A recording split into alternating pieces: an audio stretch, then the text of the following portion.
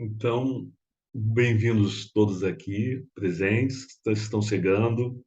Boas-vindas também até para aqueles que talvez estejam vendo essa palestra um pouco depois dela ter sido apresentada.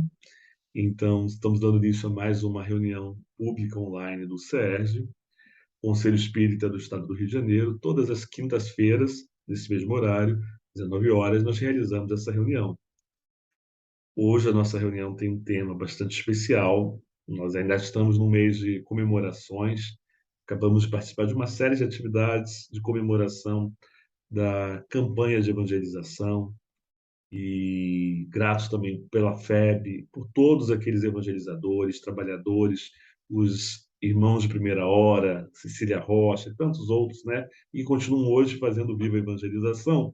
E mês de outubro a gente também costuma celebrar esse outro nome que também é um expoente da evangelização, que é Leopoldo Machado. Para quem não conhece, hoje vai ter a oportunidade de conhecer esse homem nobre, tanto trabalhou, lutou pela evangelização da criança, dos jovens, como ele dizia, né, os moços, fundou mocidade, e graças a ele, né, o movimento teve também continuidade, hoje estamos aqui. Então, antes de fazer a palestra, a gente só costuma fazer a página e a prece, e eu vou tentar aqui compartilhar com vocês a mensagem. Eu espero. Pronto, acho que todo mundo está vendo já a mensagem. E o nome da mensagem é Simplicidade. É um texto de Leopoldo Machado, ainda encarnado, e a gente trouxe desse livro que se chama Leopoldo Machado, Ideias e Ideais. Ele foi escrito por Clóvis Ramos, onde ele traz um apanhado de uma série de trechos de biografias, artigos que Leopoldo escreveu, artigos que pessoas escreveram sobre Leopoldo, e tem uma biografia que é editada pela CELD, e ela é bastante simples e profunda. Então vamos lá, vamos ler a nossa página. Peço que vocês se envolvam na simplicidade e na alegria de Leopoldo, que é uma alegria contagiante. Simplicidade. Ser simples, se alegre, que a alegria aniquila a tristeza e fortalece. É vida, é força, é luz, é aroma e prece, e é a graça que a todos contagia. Seja a simplicidade a norma, o guia. De tua vida toda, o orgulho esquece. A alegria dos bons nunca fenece. A modéstia é seu pão de cada dia. A alegria dos outros seja a tua alegria cristã contagiante, no serviço, no lar e até na rua. Seja a simplicidade o teu escudo, a alegria a arma triunfante, pois só assim terás vencido tudo. Então, nós vamos pedir então a vocês que, dentro dos seus lares, entrem nesse clima de prece, recebam a nossa prece, que nós vamos endereçar então ao nosso querido Leopoldo Machado, envolvendo ele, pedindo que envolva os nossos trabalhos, mas principalmente agradecendo, né? Gratidão por tudo que ele fez por nós. Então, agradecemos ao nosso Pai maior, Pai amado de bondade infinita, envolve a todos nós nos próximos minutos, envolve aqueles que estão aqui assistindo, os lares, que eles possam também ser envolvidos nesse clima de alegria, alegria cristã, de consolo, recebendo o consolador prometido por Jesus. E agradecemos também ao nosso querido e amado Leopoldo Machado, que ele continue nos envolvendo, nos inspirando, para que possamos, entre encarnados, receber a sua mensagem e trabalhar muito para que possamos fazer um espiritismo vivo, como Jesus disse, né? Eu vim para que tenhas vida e vida em abundância. Que o nosso espiritismo possa nos trazer essa vida e abundância que o Consolador prometido nos oferece. Muito obrigado. Então, não me apresentei, né? Para quem não me conhece, eu sou Roberto Lúcio. Eu vou me apresentar hoje como eu estou na direção do SERJ na área de comunicação, Mas pode ser que você esteja vendo essa palestra daqui a 3 anos, e aí eu já não estarei mais nesse encargo, mas eu gosto de me apresentar como um evangelizador. Evangelizador, eu espero que vocês estejam vendo essa palestra daqui a 20, 30 anos e eu continue, de alguma forma, podendo colaborar, podendo auxiliar, seja de perto, seja de longe, no trabalho de evangelização, que é onde quem é evangelizador sabe, né, onde a gente se realiza, né, onde a gente encontra tanto alento, aprende, cresce tanto. E o tema da nossa palestra é O Sonho de Leopoldo Machado. Talvez você não conheça Leopoldo Machado, embora seja um pouco difícil. É muito difícil no movimento espírita não ter ouvido falar dele. E o Leopoldo Machado, ele se mostrou desde o início um grande idealista, um grande sonhador. E os sonhos, eles podem ser, às vezes, ilusões, utopias, mas quando a gente tem um sonho que é um sonho que pode se tornar realidade, e a gente começa a identificar a grandeza do nosso sonho, as possibilidades de torná-lo realidade, então ele já não é mais um sonho, ele já é um objetivo, um propósito. E o Leopoldo Machado, ele não tinha um sonho individual só. O sonho dele era um sonho coletivo. Então, quem sabe você também compartilha desse mesmo sonho, ou então pode abraçar o sonho do Leopoldo Machado, que vem sendo realizado desde os primeiros passos que ele deu e continuou pelas gerações que vieram antes e pelas gerações que estão agora aí trabalhando pela realização do sonho do Leopoldo Machado. E com o que é que o Leopoldo Machado sonhava, né? O que será que ele sonhou? O Leopoldo Machado, ele tinha uma frase que era repetida muitas vezes, que era de um espiritismo de vivos para vivos. Era esse o espiritismo que ele gostaria de ver. Era esse movimento espírita com o qual ele sonhou. Um movimento espírita vivo, de vivos para vivos. E a gente vai falar mais sobre isso ao longo dos próximos minutos. E o que era um espiritismo vivo de vivo? Vivo para vivos, né? Ele dizia que era um espiritismo, um movimento espírita que prezava pela união, onde as pessoas estivessem unidas como uma família, onde as casas espíritas fossem uma família e tivesse aquele espaço, espaço para os idosos, para os adultos, para os jovens, os moços, como ele gostava de chamar, e para as crianças. E que os adultos se ocupassem, como nas nossas casas, como as famílias se ocupam, em cuidar dos mais novos, para que eles pudessem ter um futuro o mais seguro possível, o mais exitoso possível, porque também nas mãos deles está o futuro do espiritismo, o futuro do movimento espírita. Então, um pouco desse espiritismo por vivos para vivos se dá através dessa união. E que a união das casas espíritas fosse a união de famílias espíritas, de lares espíritas. Que o movimento espírita como um todo, no Brasil, fosse uma grande família espírita, acolhendo uns aos outros, né? E ele vai dizer muito também da alegria, que uma casa, né? É uma casa, é uma alegre, um lar, ele é alegria. E resultava em algumas polêmicas, e algumas vezes ele dizia assim, que alguns núcleos espíritas pareciam a entrada da câmara mortuária, né, de um velório. E isso não era uma reunião espírita, né? Uma reunião espírita era uma reunião alegre. Mas a gente vai falar um pouquinho mais sobre isso.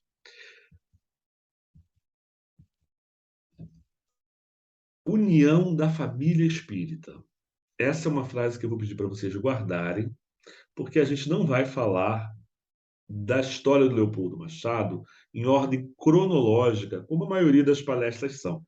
A vida dele é muito grande, embora ele tenha vivido menos de 70 anos, mas realizou muito. E hoje a gente não vai conseguir aqui dar conta de toda a extensão. Então a gente pede que vocês guardem essa frase: Espiritismo vivo para vivos e essa outra expressão, união da família espírita, que é a chave, né? A chave desse nosso estudo hoje, que vai ser um estudo em etapas. Eu costumo dizer que essa é uma técnica, né, que é uma colcha de retalhos. Então, a gente vai fazer aqui juntos, vamos tecer cada um desses retalhos, que são momentos da vida do Leopoldo Machado, são episódios, e espero que ao final a gente construa esse cobertor onde todos possam ser acalentados, envolvidos e aquecidos. E o nosso primeiro retalho A nossa primeira etapa vai se passar na década de 50,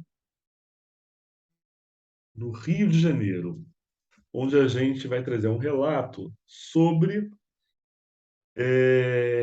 esse momento foi tão importante, né, na década de 50, onde o Leopoldo Machado se une ao Lins Vasconcelos e outros companheiros, eu não vou poder citar aqui todos os nomes, para realizar a Caravana da Fraternidade. E ele começa a contar para a gente, né, que a Caravana da Fraternidade ela já estava mais ou menos traçada, estabelecida, que era um planejamento de visitar o maior possível número de estados brasileiros, de capitais, de núcleos espíritas, de federações espíritas, de unidades espíritas, para que elas pudessem se unir, se integrar, porque o movimento espírita ainda estava muito disperso. E eles perceberam a necessidade dessa união, dessa integração. Como ele fala sempre, né? A união da família espírita, dos espíritas como um todo. A gente vai falar um pouquinho mais, também detalhadamente, sobre isso. Muitos de vocês devem conhecer a expressão do Pacto Áureo, devem conhecer todo esse trabalho que a Federação Espírita vem realizando desde então, para que a gente não perca a memória do Pacto Áureo. Mas o Leopoldo vai dizer o seguinte, que dias antes deles saírem para a caravana, eles precisavam acertar detalhes. E ele tinha marcado um encontro com o Lins de Vasconcelos, que é um outro espírita que talvez eles... Eu vou deixar aqui embaixo um link uma palestra de quinta-feira que foi realizada, que conta a história do Lins de Vasconcelos lindamente, e aí vocês depois acessem, se vocês ainda não assistiram, ou se assistiram, acessem de novo, porque essas palestras se complementam. E na véspera deles saírem para a caravana que eles iam percorrer, o Leopoldo Machado foi encontrar o Lins Vasconcelos no centro do Rio de Janeiro. Eles tinham marcado o encontro na Sociedade Espírita de Medicina, era o lugar onde eles iriam se reunir. E o Leopoldo Machado, ele vinha de Nova Iguaçu. Quem não conhece o Rio de Janeiro, é uma região um pouquinho afastada do centro, é um outro município, a gente costuma chamar carinhosamente da Baixada, né, de uma outra região, que era onde o Leopoldo residia e trabalhava intensamente, mas a Federação Espírita Brasileira e outros núcleos ficavam no centro do Rio de Janeiro, que era a capital. E o Leopoldo Machado, ele vinha de trem. Não é uma viagem tão longa assim, mas ela não é uma viagem também tão rápida. E eu não sei naquela época quanto tempo demorava. E imagina que quando o Leopoldo Machado desceu na central do Brasil, ele descobriu que estava sem a carteira dele, carteira de dinheiro, carteira de identidade, documentos. Hoje a gente pode pensar, né? Será que mudou muito, né? O que que a gente pensa assim? Será que fomos furtados? Será que levaram a nossa carteira? E aí ele ficou preocupado, né? Precisou pedir dinheiro para um confrade para se dirigir a um lugar que tivesse um telefone. E aí ele foi até a redação do Mundo Espírita, né? Desse jornal. Conseguiu ligar e descobriu que ele tinha esquecido a carteira dele em casa. Graças a Deus, menos uma preocupação. Não foi um furto, mas a gente vê, né, que nesses dias de trabalho, de grandes trabalhos, a gente é pego de surpresa. Muitas vezes, alguma desses incidentes ocorrem conosco e o Leopoldo Machado também não estava imune a isso. E aí ele encontra com o Lins de Vasconcelos e eles se preparam para ir para a Sociedade de Medicina Espírita. E aí o Lins de Vasconcelos vai procurar a chave e descobre que esqueceu em casa a chave da sociedade. É gostoso ver esses casos, porque a gente vai vendo que esses espíritos tão elevados, trabalhadores, são, às vezes, tão simples como nós. Né? Mas como é que eles lidam, né, com os contratempos? Então, o Lins Vasconcelos, que já tinha combinado com outras pessoas, conseguiu comunicar e falou assim: vamos nos reunir até a Praça Mauá. E o Leopoldo Machado já tinha vindo a pé, né, pela Rio Branco, e foram pegar um táxi. Olha assim, nessa época já tinha táxi. Nesse livro, ele vai narrar mais um episódio corriqueiro, que o motorista de táxi, desonesto, começou a dar mais voltas para poder receber um pouco mais de dinheiro. E aí ele diz, né? Quem não se irrita ao ver-se enganado dessa forma? Então aquilo causou a eles assim um pouco até de perturbação e vão pensar na ambiência espiritual, né? Então eles chegaram num aposento do sétimo andar, num hotel, e ali já estavam outros companheiros e decidiram que era preciso, necessário fazer o quê? Nessas horas? Uma prece. Então já fica a nossa primeira lição, né? E aí a gente vai ver que o Leopoldo Machado também ele vai defender isso muitas vezes. Eu vou dar um parêntese aqui. O Leopoldo Machado ele tinha uma grande autoridade e várias pessoas faziam perguntas dos mais variados tipos para ele, como a gente encontra hoje aqui, né? E uma vez foi perguntado a ele sobre flores no centro espírita e que ele achava disso. E ele dizia que sobre flores ele não tinha nenhuma opinião, nem sentia falta, mas se tivesse também estava tudo bem.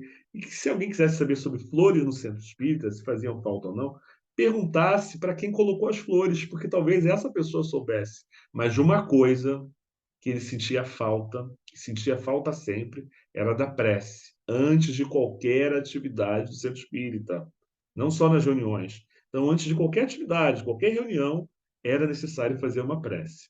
E quando eles fizeram a prece, o Ari Casadio, que era um dos companheiros, deu uma mensagem, uma comunicação de um espírito dizendo que a caravana da fraternidade era algo já desenvolvido pelos mentores do movimento espírita brasileiro e que juntos deles estavam Bezerra de Menezes, José Petitinga, Caibar Schutel, Guilhom Ribeiro, entre outros. E aí a gente se pergunta, né? O que era essa caravana? Por que se dedicar a esse trabalho todo de visitar tantas regiões, tantos lugares? Eles iriam ter que ter uma atuação muito diplomática, porque o movimento espírita estava muito disperso, nem todas as regiões gostariam de estar integradas, de estar unidas, de estarem reunidas em torno de uma entidade federativa maior, né, única, que é a Federação Espírita Brasileira. Mas, para entender o que motivava tanto o Leopoldo Machado e também o Lins de Vasconcelos, a gente vai precisar voltar um pouquinho na história e resgatar um pouquinho da história do Leopoldo Machado. A gente estava na década de 50, né? E é interessante a gente pensar no Brasil que o Leopoldo Machado viveu. Porque a gente pode até se perguntar, se o Leopoldo Machado vivesse hoje, como é que seria a vida dele? Como é que ele trabalharia para realizar o seu sonho? Já pararam para pensar, né? Como é que está o Brasil hoje? Como é que está o movimento espírita hoje? E como é que é o sonho do movimento espírita hoje? O que a gente resgata do sonho do Leopoldo Machado? E aí, o Leopoldo Machado ele viveu entre 1891 e 1957. Parece que algumas biografias trazem mais ou menos alguma diferença, mas é mais ou menos isso. Ele viveu menos de 70 anos. E, gente, o Leopoldo Machado ele viveu o período de duas guerras mundiais. Ele viveu o período das epidemias. Ele viveu o período, né, da gripe espanhola.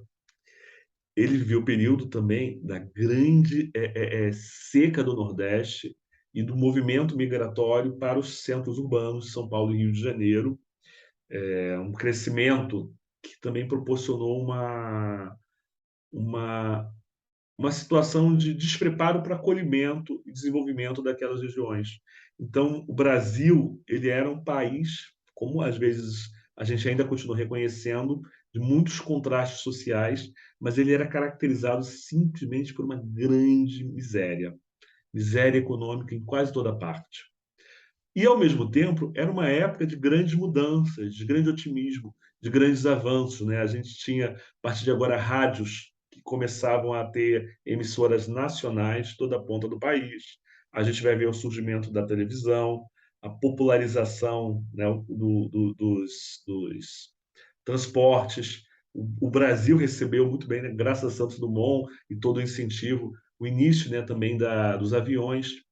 A gente vai ver o período dos direitos trabalhistas, o direito do voto da mulher, e o Leopoldo ele defendeu, assim, a gente não vai também se aprofundar tanto nisso, mas ele foi um grande defensor das mulheres, da atuação das mulheres no movimento espírita. Ele dizia que o espaço das mulheres ele era muito pequeno, né?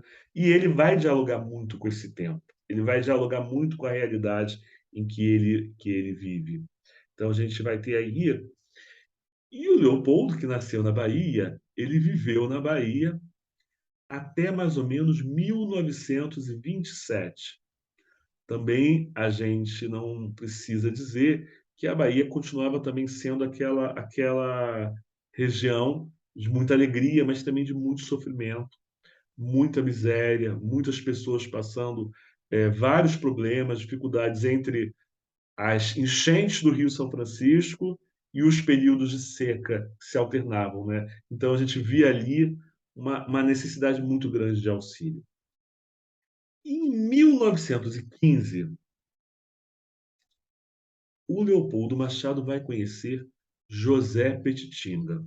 E é importante a gente honrar essas pessoas e entender a formação, a educação, a construção de pensamento do Leopoldo Machado se deu muito pela influência desse homem, José Petitinga, e a gente sabe que a Bahia ela também tem uma grande tradição no movimento espírita. Afinal, o primeiro centro espírita brasileiro surgiu na Bahia com Olímpio Teles de Menezes, né? O segundo grupo que a gente tem, ele surgiu no Rio de Janeiro, e aí a gente vai tendo essa relação entre Bahia e Rio de Janeiro também muito forte, porque assim como Leopoldo Machado saiu da Bahia e foi para o Rio de Janeiro, o José Petitinga também fez essa viagem, mas nesse momento o José Petitinga ele se encontrava é, em Salvador, mas a história dele é uma história assim, extremamente importante. Ele ajudava muito a população de Juazeiro. Ele era um espírita considerado assim extremamente estudioso, dedicado. Alguns relatos dizem que todos dizem que ele era um homem muito culto, mas principalmente um autodidata, porque ele precisou trabalhar desde muito cedo e ele não teve tanto tempo para cursar faculdade, alguns lugares em que ele participou de uma escola acadêmica. Outros relatos interessantes sobre José Petitinga é que ele conhecia muito bem a, a, o poder das ervas medicinais. Então, algumas biografias dizem que ele era médico, embora ele não tenha estudado medicina, mas ele trabalhava muito com essa questão. E o José Petitinga ele era muito orientado espiritualmente também.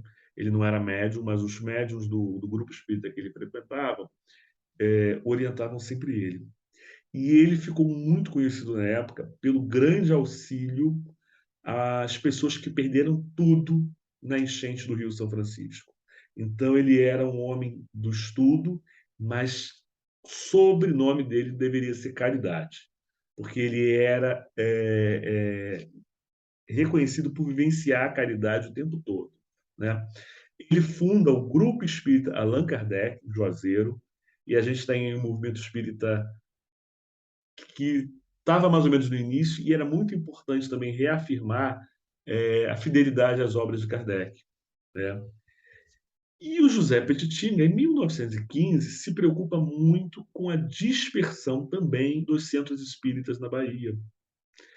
Os centros espíritas eles eram muito diferentes. Cada um tinha a sua característica. Hoje nós também vemos isso. E era necessário um pouco de unidade. Era necessário um pouco mais de diálogo. E o José Petitinga tinha esse ideal da união. No entanto, não é à toa que ele fundou a União Espírita Baiana. Quando a gente fala que os centros espíritas eles são muito diferentes, a gente pede a vocês, então, que procurem conhecer a história do centro espírita de vocês. No Rio de Janeiro, aqui, em todo o Brasil, a gente tem muitos centros centenários, né? Então, alguns centros espíritas começam com grupos de estudo. Outros centros espíritas começam a partir de um médium que começava a dar mensagens. Outros centros espíritas começavam a partir de uma distribuição de mantimentos, uma distribuição de sopa, outra por um médium receitista. Então, a gente vai vendo que eles vão se desenvolvendo por motivações diversas. mas é preciso que a gente repense a importância do centro espírita. E o José Petitinga tinha esse discurso muito forte. E a união entre ele e o Leopoldo Machado foi muito bonita. E a gente vai ver que o movimento espírita, ele é a história também de grandes amizades, de grandes laços de amor, de grandes atos de companheiros, de pares. Que a gente também possa pensar nisso, né? Onde é que estão os nossos pares? Nesse momento do virtual, né? Que a gente não pode ficar sozinho. O movimento espírita ele existe porque as pessoas estão unidas, porque as pessoas estão se encontrando.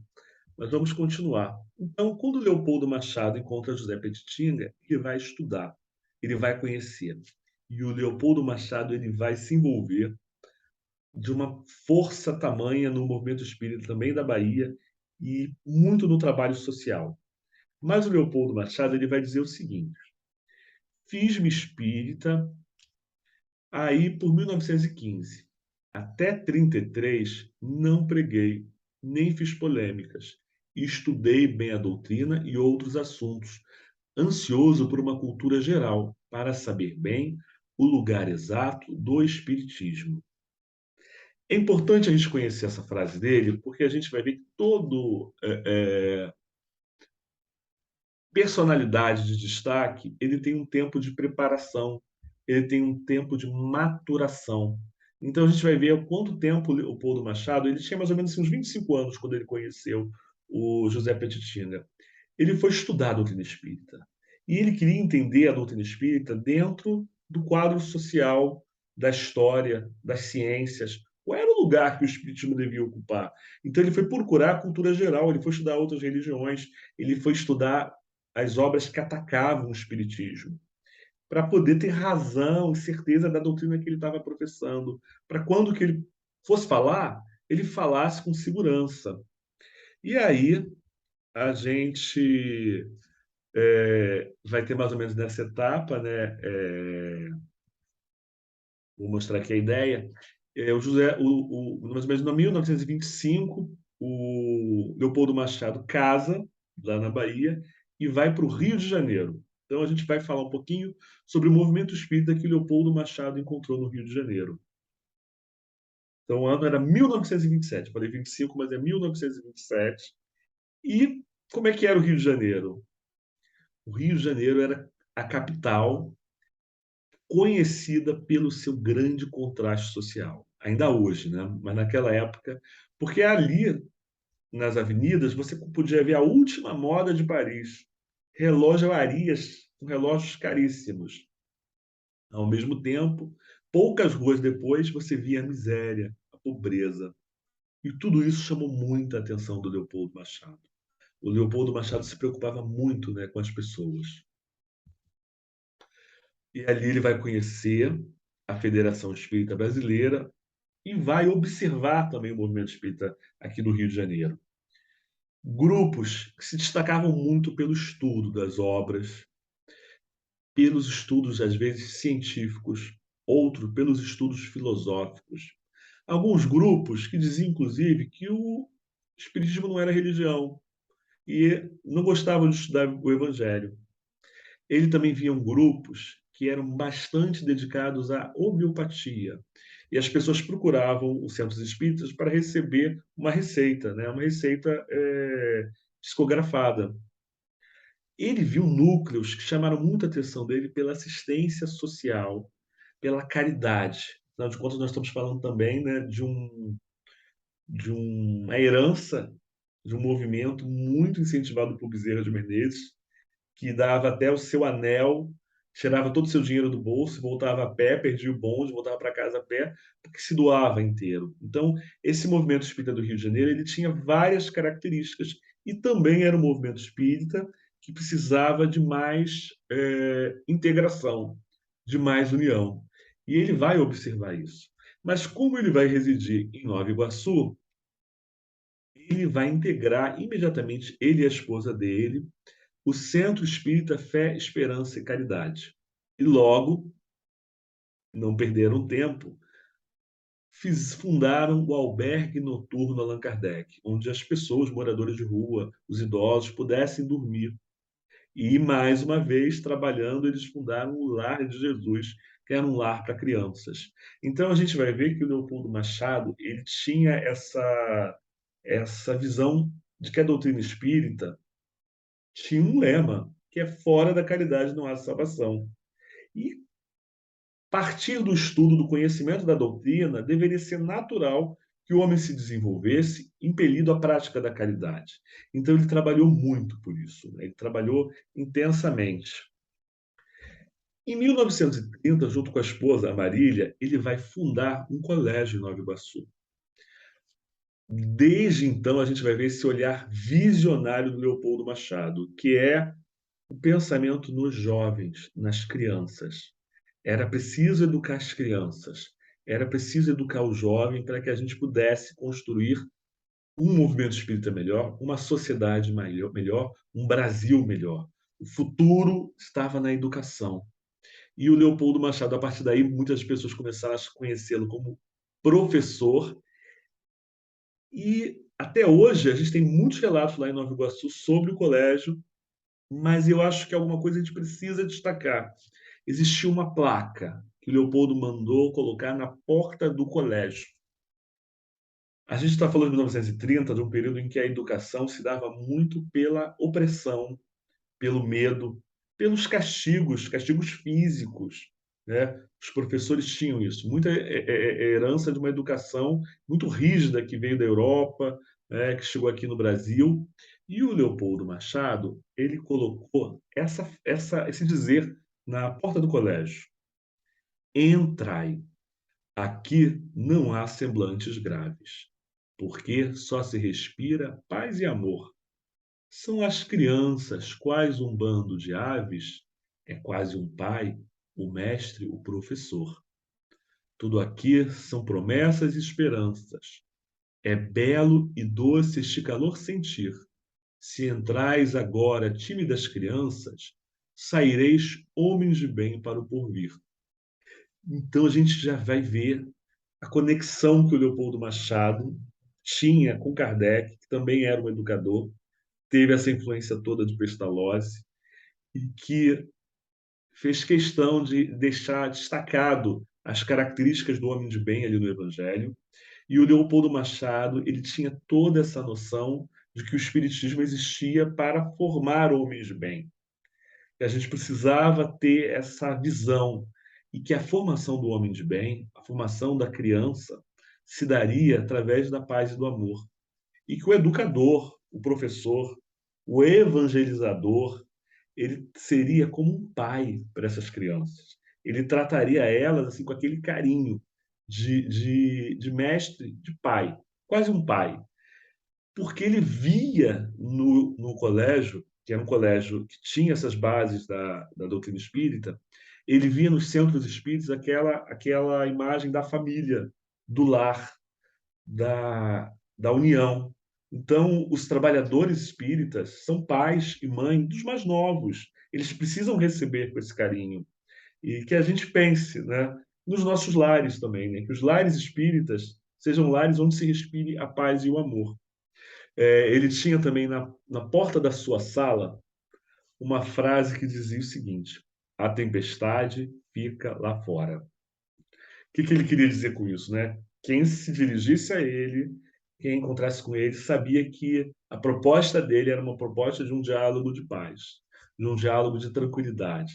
A pessoa podia chegar alvoroçada, podia chegar irritada, podia chegar nervoso, mas a tempestade fica lá fora. Boa frase para a gente colocar também nos nossos centros espíritas, também nos nossos lares, né? Deixar as tempestades para o lado de fora. E aí a gente chega aqui numa etapa que é a etapa da alegria cristã. A história dessa canção também é muito bonita, porque depois que o Leopoldo Machado fundou o Lar de Jesus, o Lar para Crianças, ele começou a ser convidado para auxiliar a fundar lares em todo o estado do Rio de Janeiro, até para fora do Brasil, ele incentivava. E a cidade de Macaé, ela estava querendo criar um lar, que chamaria Lar de Maria. E aí ele compôs a canção Alegria Cristã para motivar, envolver as pessoas e angariar fundos. E aí, um dos versos seria assim: pela implantação do lar de Maria. E a gente hoje canta, né? Pelo Espiritismo, mas cristianizado, pela implantação da paz e harmonia. Será que eu cantei certo a letra? Mas é mais ou menos assim, né? E aí o Leopoldo Machado ele vai dizer o seguinte: a formação de gerações espíritas para o futuro deve ser a mais séria preocupação dos espíritas mais amigos da doutrina e dos centros espíritas mais bem organizados. Então, quando ele está cantando a alegria cristã, e ele fala, né, desse espiritismo, quando a gente escuta isso, né, espiritismo mais cristianizado, ele está falando assim daquele espiritismo que retoma os ideais do Cristo. Não é aquele espiritismo que fica só na parte científica ou só na parte filosófica, mas é ciência, religião e filosofia. E esse centro, quando ele é sério, quando ele está preocupado com a doutrina, ele tem como seu objetivo maior o olhar em formar as gerações.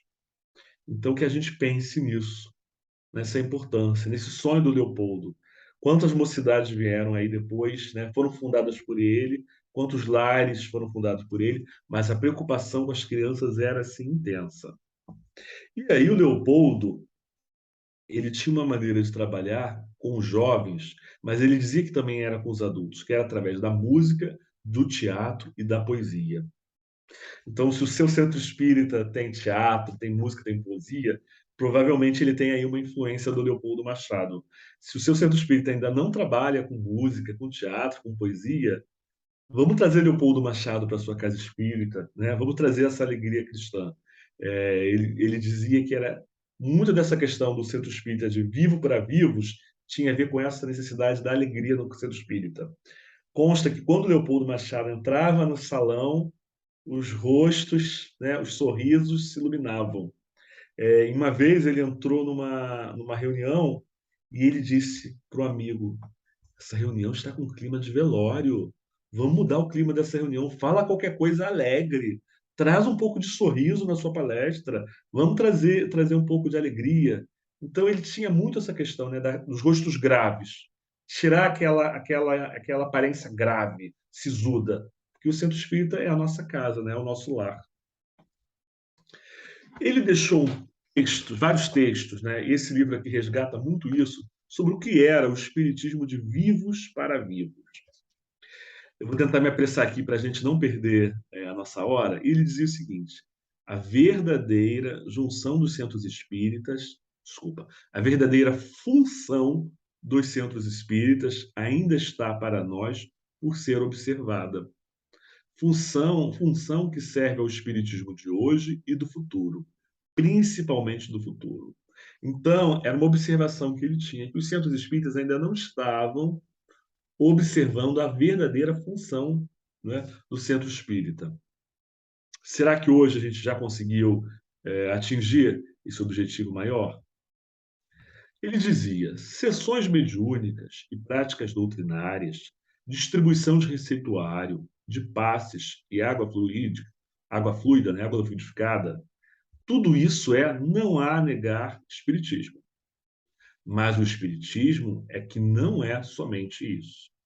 Então, também quando ele fala de espiritismo de vivos para vivos, porque era uma procura do centro espírita para ouvir os mortos. E existia muito esse hábito de tudo consultar os espíritos. Só fazer aquilo que os espíritos indicassem. E os espíritos não estão aí para atender os nossos caprichos, né? Os espíritos não estão aí para isso. A principal função dos centros espíritas deve ser a formação de consciências cristãs pelo estudo, a espiritualização dos lares, a educação espiritual dos jovens e das crianças, a nossa reeducação espiritual. Então a gente vai ver que Kardec diz, né, que o objetivo da doutrina espírita é formar homens de bens, é regenerar a sociedade a partir do indivíduo. E o Leopoldo Machado percebia que o centro espírita não estava ali só para atender, né, para que a gente vá lá para receber passe, receber água fluidificada, receber mantimentos, mas que a gente possa receber a formação, para que a gente possa fazer a reflexão, para que a gente possa se conscientizar das nossas missões, das nossas possibilidades, das nossas potencialidades, da grandiosidade que é a própria vida, né? A vida espiritual, para que a gente pudesse olhar a vida pelo olhar espiritual, mas isso desde a infância, né? O espiritismo de vivos invalida a atitude crédula e passiva dos espíritas que pensam devemos tudo esperar dos espíritos. Até muitas vezes a diretoria de uma casa espírita era escolhida por uma reunião mediúnica. Olha que coisa interessante, né? E ele diz: o espiritismo de vivos prepara os espíritas para colaborarem com os espíritos. Então, nós vivos é que temos que trabalhar, né? Os espíritos contam com a nossa colaboração. A gente não pode ficar sentado esperando que os espíritos vão realizar os trabalhos. Não são eles que vão fazer, né? Eles estão aqui nos orientando, mas somos nós, né? A responsabilidade é nossa. Então, é para a gente pensar se nós estamos vivendo um espiritismo vivo. E se nós não estamos ainda, então vamos nos preencher de vida, né? Vamos viver essa vida em abundância que Jesus falou. Retornando, já caminhando para o final do nosso estudo, a gente vai retomar a caravana da fraternidade. Então, a gente vai ver que o Leopoldo, desde José Petitinga, do Lins de Vasconcelos, perceberam a necessidade de união da família espírita, união das casas espíritas, união dos estados, união do Brasil inteiro. E desde Bezerra de Menezes que vinha essa mensagem, essa necessidade de fazer um pacto, pacto áureo, um pacto de união, de trabalho em conjunto, né? Se nós somos espíritas, embora tenhamos diferenças, nós temos muito mais semelhanças do que diferenças. Nós não podemos ficar trabalhando separados, desunidos, né? Você que trabalha numa casa espírita, quantas casas espíritas próximas você visita? Quantos lares você visita, né? Os trabalhadores se visitam, visitam uns aos outros, os trabalhadores se conhecem, sabe quando é o aniversário do outro? Será que a gente leva os nossos filhos para a evangelização, nossos netos? Se nosso centro não tem evangelização, vamos perguntar por quê? Porque com certeza a quantidade enorme de pessoas que tem ali tem crianças nas suas famílias, né? Onde é que estão as mocidades? Então a caravana da fraternidade, ela trabalhava muito todos esses temas. E eles foram, é um grupo grande, não vou falar o nome de todos eles aqui, né? E eles começaram do Rio de Janeiro, foram até Salvador, passaram por Amazonas, diversas capitais do Nordeste, até a capital do Norte. É curioso que eles já tiveram também eles estavam em contato tanto com o Divaldo quanto o Chico Xavier. E é bonito ver esse movimento de integração. Então, eles chegavam nos lugares, muitas vezes, algumas federativas diziam assim: muita gente não tem interesse de se unir ao Rio de Janeiro. Eles diziam assim: não é o Rio de Janeiro, é a Federação Espírita Brasileira. Mas a Federação Espírita Brasileira ela não está aqui para ser um Vaticano, ela está aqui para simbolizar a integração, a congregação. As instituições espíritas elas são autônomas, mas se juntos nos unirmos, podemos combinar. Quem não conhece o trabalho da FEB, gente, existe o CFN, o Conselho Federativo Nacional, e é muito bonito, onde as federativas do Brasil inteiro se reúnem para discutir os assuntos. Se vocês tiverem acesso ao livro Orientação ao Centro Espírita, que a gente chama de OCE, ele foi um livro todo construído em conjunto. As pessoas da mediunidade, todas as capitais, deram seus pareceres e construíram, atualizaram aquele livro. Pessoas da comunicação, do atendimento espiritual, da área social. Ele é fruto de uma construção coletiva de todas as federativas. E ele continua sendo atualizado por todas elas. E a gente vê que alegria, né? A realização do sonho do Leopoldo Machado, quando ele vê um grupo reunido em prol de o quê? De ter um material que possa orientar, né? Não determinar uma uniformização, mas orientar e unificar, trazer propostas que possam beneficiar a todo o Brasil. Então, a gente vai vendo os frutos da caravana da fraternidade. E eles deixaram bem claro, né? Maior aproximação dos espíritas, a aproximação dos espíritas. Estamos próximos? E era bonito, se a gente for ler, que eles eram recebidos nos lares das pessoas, eles faziam questão de almoçar juntos, de visitar as casas dos trabalhadores, de visitar as obras sociais. Propaganda cultural do espiritismo. A gente vai ver nesse livro o quanto assim eles também levavam as últimas mensagens, as informações, mas trabalhavam muito, quando a gente fala de cultura, com música. O tempo todo eles trabalham com música. Em várias regiões também que eles chegam, eles começam assim o trabalho. De manhã eles fazem reunião com as crianças, de tarde com os jovens e à noite com os adultos. Nos outros dias visitam os lares, os asilos, orfanatos, as obras sociais, né? Maior estímulo às obras de assistência social, levar ambientação doutrinária aos lares. Então, o Leopoldo ele tinha esse talento, né? Essa capacidade de conseguir falar a linguagem da criança, a linguagem do jovem, a linguagem do adulto, do idoso, a linguagem plural. Então, ele conseguia falar com as mulheres, que elas eram as donas de casa, naquela época, principalmente, porque o movimento espírita ele era muito restrito aos homens. Ele dizia que se as mulheres não estivessem lá, elas não iriam, nós não íamos ter lares espíritas, porque os lares só iam ser espíritas se as mulheres estivessem no centro espírita participando, estudando, trabalhando, proferindo palestras, tudo isso. Então, tudo isso a Caravana da Fraternidade tratou. E é muito bonito a gente imaginar que você pode estar, de repente, em qualquer canto do país e, quem sabe, procura saber quando foi que Leopoldo Machado passou, quando foi que o Livro de Vasconcelos, quando foi que esses nobres companheiros estiveram aí, né? O que eles fizeram, o que eles apreciaram. Eles gostavam muito de comer a comida do local, honrar, né, as tradições, as festas, a música, entender como é que funcionava. Eles foram muito combatidos pela igreja, combatidos às vezes pelo governo, né, pelas prefeituras locais, e não queriam o espiritismo naquelas cidades, não queriam o movimento espírita, mas o Leopoldo ele era uma pessoa assim que ele era considerado polemista, porque ele entrava, né, nos bons combates, mas ele jamais foi provocador, ele jamais provocava. E para a gente caminhar para o final do nosso estudo, a gente não pode deixar de falar, e a gente vai voltar para 1947, sobre a criação das mocidades e congressos. Então, o Leopoldo Machado ele era um grande defensor, como a gente fala, do espiritismo vivo para os vivos, que o espiritismo só iria ter continuidade se ele pudesse acolher no centro espírita jovens, moços. Então, ele mandava cartas. Tem um relato nesse livro aqui, que uma vez um grupo espírita do Maranhão recebeu uma carta que vinha de Nova Iguaçu e era o Leopoldo Machado. Ele dizia: companheiros, nessa cidade aí de tanta alegria, nessa terra de jovens tão promissores, por que não funda uma mocidade aí nessa casa espírita? E não convida essa mocidade a vir ao Rio de Janeiro no Congresso de Mocidades Espíritas do Brasil, né? Então ele tinha essa peculiaridade de procurar e saber onde é que não tem. Então vamos fundar, vamos criar, vamos desenvolver. Muitas e muitas mocidades espíritas aqui no Rio de Janeiro foram fundadas nesse período.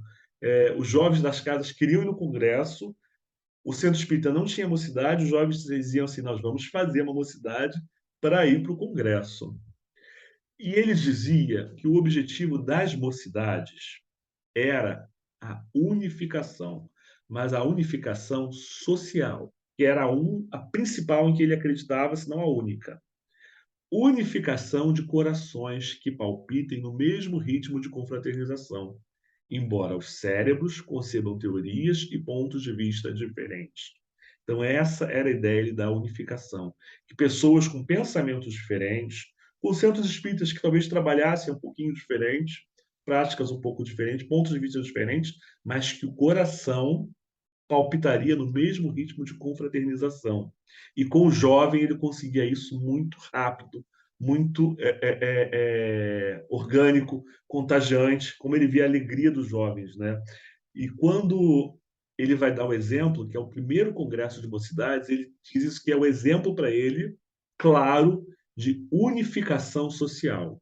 Durante o primeiro Congresso de Mocidades Espíritas do Brasil, o evento de mais significação dos últimos tempos no meio espírita.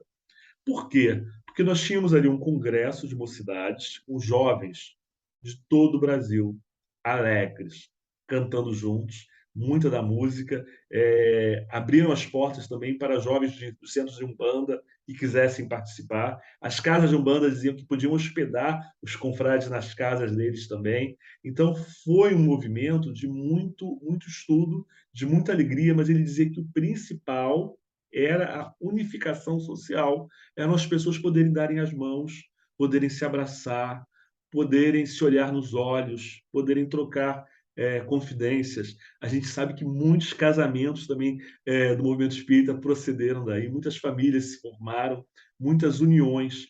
Então, a gente precisa pensar no sonho do Leopoldo Machado, que é o sonho do espiritismo vivo para os vivos, o espiritismo das famílias espíritas, o espiritismo onde a casa espírita seja uma família. Se de repente a sua família não é espírita, que você possa lá para o centro encontrar um pai, uma mãe, um irmão, um filho, um neto, né? Alguém que você possa cuidar, que você possa compartilhar, dividir o seu carinho. E ele continuava dizendo: opinamos pela realização de congressos, pelo espírito de confraternização de seus componentes e pelo movimento que provocam dentro da doutrina. Então, ele não conseguia ver uma maior símbolo de união, de unificação, que não fosse pelos congressos, porque os congressos provocavam um incentivo enorme para a doutrina. Opinamos que para preparar o futuro da doutrina, só preparando no presente os jovens e as crianças. Então, antes da gente encerrar aqui essa palestra, eu vou deixar com vocês um pouquinho do que foi esse primeiro Congresso de Mocidades. É um trechinho de a gente conseguiu em vídeo. Já é um vídeo bastante conhecido, bastante comum, e eu vou pedir para vocês assistirem aqui conosco e daqui a pouco a gente volta para fazer o encerramento.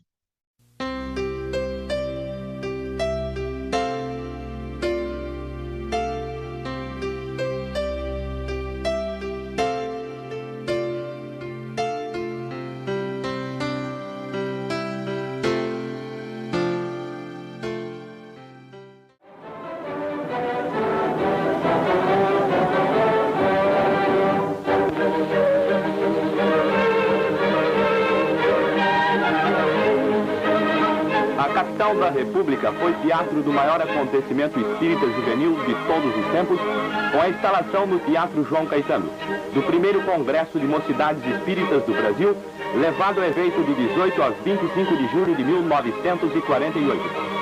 Estiveram presentes todas as instituições espíritas, sociedades culturais e religiosas, autoridades civis e militares, deputados, senadores, vereadores e imprensa em geral. O locutor oficial do Congresso, Atlas de Castro, anuncia a abertura da cerimônia de instalação do primeiro Congresso de Mocidades Espíritas do Brasil. Seguiu-se o hino oficial das Mocidades Espíritas, Canção da Alegria Cristã, cantada pelas comissões, patrocinador e promotor e por toda a assistência que superlotou o teatro. O presidente de honra do Congresso, Dr. Arthur Lins Vasconcelos Lopes, dirige a palavra aos congressistas, fazendo entrega do certame à mocidade.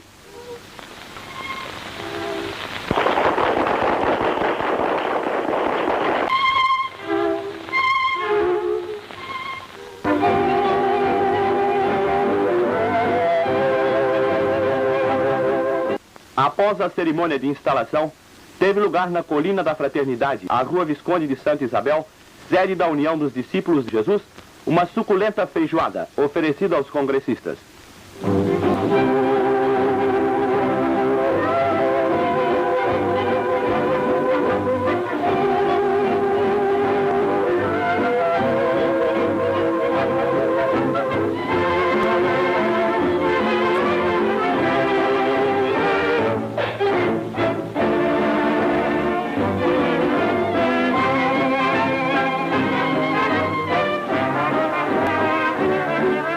A prece do almoço foi proferida por Walter Bruno, da Mocidade Espírita Pestalozzi do Distrito Federal.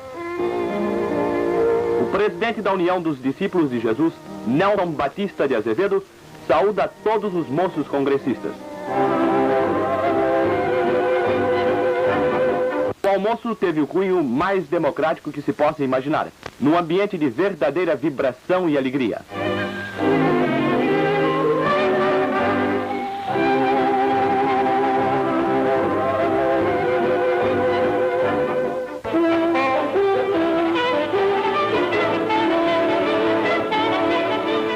O encerramento do primeiro Congresso de Mocidades Espíritas do Brasil teve lugar na Federação Espírita Brasileira, para onde acorreu verdadeira multidão.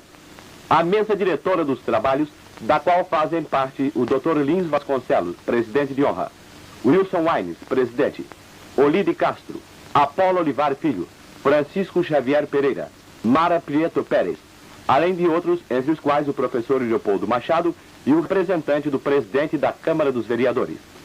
Após a prece por Wilson Wines, usou da palavra Apolo Olivar Filho, secretário-geral, em nome da representação de São Paulo. Francisco Xavier Pereira lê as conclusões a que chegou o Congresso. Olide Castro, da delegação do Pará, os representantes de Pernambuco, Estado do Rio, Mato Grosso e demais delegações. As representantes também se fizeram ouvir em números de declamações aplaudidíssimos.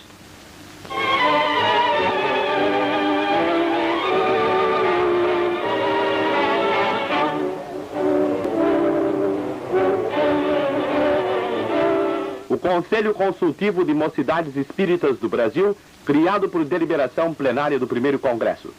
Aqui vemos os seus membros assinando o termo de posse. São todos elementos militantes na doutrina e foram escolhidos como prêmio aos seus esforços em prol da realização do maior certame de todos os tempos no Brasil e no mundo. O presidente de honra do Congresso, Dr. Arthur Lins Vasconcelos Lopes, recebe o diploma conferido à Federação Espírita Brasileira, seguindo-se a entrega aos demais componentes de delegações e congressistas das representações cariocas e fluminenses. Os diplomas foram entregues pelo confrade jornalista Olívio Novaes, membro do Conselho Consultivo.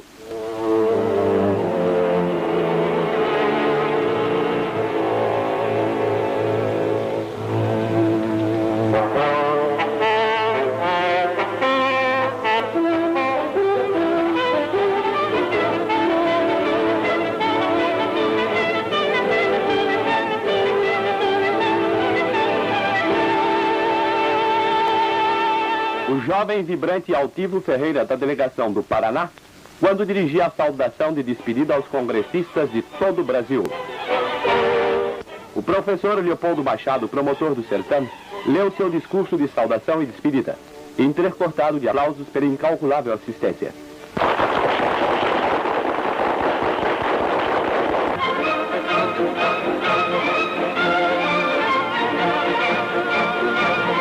Encerrando as festividades do primeiro Congresso de Mocidades Espíritas do Brasil, da bem aproveitada semana, teve lugar um almoço de despedida oferecido pela diretoria do orfanato Casa de Lázaro, no Vetusto Solar da Rua Mossoró, no Meier.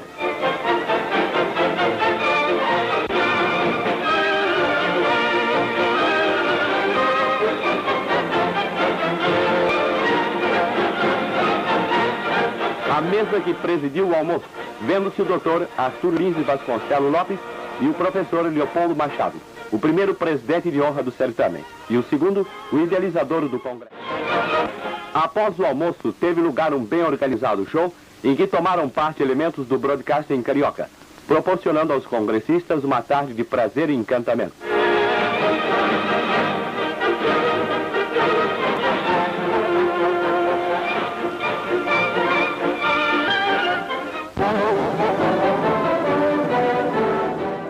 Então, vocês puderam ver um pouquinho das memórias desse congresso. Acho que todo mundo gostaria de poder viajar no tempo, né, e sentar lá naquela mesa e confraternizar, mas nós podemos realizar mais ações, mais atividades de confraternização, mais ações de congressamento do movimento espírita. Então, que a gente termine essa nossa reflexão. A gente não pode contar toda a história do Leopoldo Machado, mas mantendo esse ideal da alegria cristã, do espiritismo vivo para vivos, do espiritismo que acolhe a família, que é uma família que acolhe todas as idades, idosos, adultos, jovens e crianças. Então, a gente vai encerrar fazendo a nossa prece, pedindo, então, aos mentores do nosso movimento espírita, aos mentores do nosso país, Ismael, que o Brasil possa honrar o seu título de coração do mundo, pátria do Evangelho. Envolve, Ismael, o movimento espírita brasileiro, envolve os espíritas que ainda estão se sentindo frágeis, que precisam ser fortalecidos em seu ideal, em sua fé, em sua coragem, para que possam encontrar então a paz, o otimismo, a esperança. E que juntos, então, todos que participaram dessa nossa atividade possam ter suas casas visitadas pelos mentores do movimento espírita e que, durante o sono, todos nós possamos nos preparar, trabalhar, estudar e nos fortalecer para darmos continuidade a esse trabalho grandioso e honrar esses pioneiros que deram suas vidas para que hoje pudéssemos estar aqui. Muito obrigado, graças a Deus. Então, na próxima quinta-feira, vocês têm mais uma atividade, e outubro está sendo todo um mês especial de palestras, e a gente agradece. Muito obrigado.